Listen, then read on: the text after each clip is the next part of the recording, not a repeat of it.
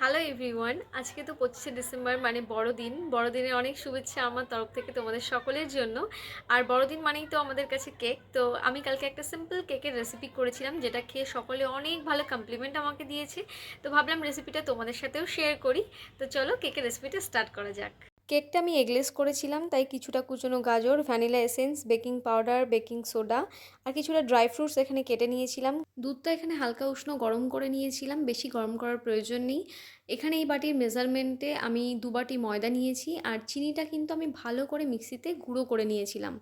এবার একটা বাটিতে চিনি গুঁড়ো সাথে রিফাইন অয়েল আর দুধ দিয়ে সেটাকে ভালো করে মিক্সড করব। মিক্সটা কিন্তু খুব ইম্পর্টেন্ট, এখানে খুব সুন্দর করে মিক্স করে নিয়েছি। মিক্স করা কমপ্লিট হয়ে গেলে ওই মেজারমেন্ট করা বাটির ময়দাটা এখানে অ্যাড করছি।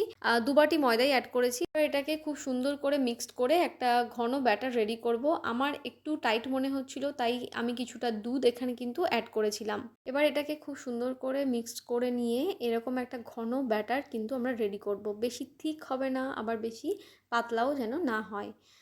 ব্যাটারটা রেডি হয়ে গেলে তার মধ্যে কুচনো গাজরগুলো আমি এখানে অ্যাড করে নিচ্ছিলাম। এটাকেও আবার ভালো করে মিক্সড করব, মানে এখানে শুধু মিক্সিংয়ের কাজ, ঠিক আছে, শুধু মিক্সড করব।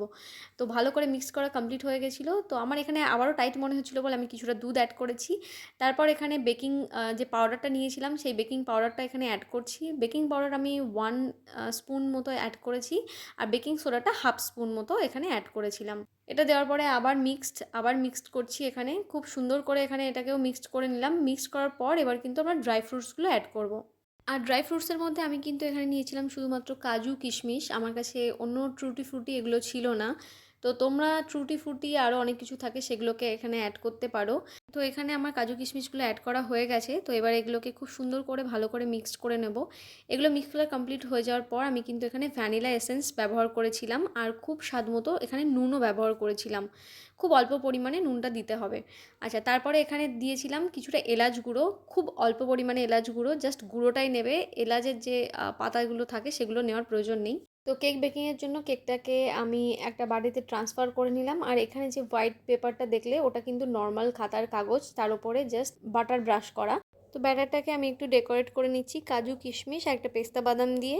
আর বেকিংয়ের জন্য আমি কিন্তু মাটির পাত্রে কিছুটা বালি ব্যবহার করেছি। তোমরা চাইলে এখানে নুন নিতে পারো বালির বদলে, বা জলও নিতে পারো।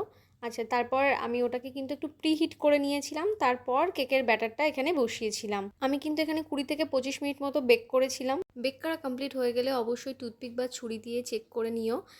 আর আমার কেকটা কিন্তু খুবই স্পঞ্জি হয়েছিল। এখানে কিন্তু বেকিং সোডাটা ঠিকঠাক মতো ইউজ করতে হবে।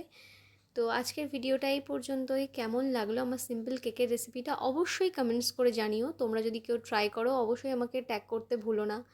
তো আজকের ভিডিওটা এই পর্যন্তই। টাটা।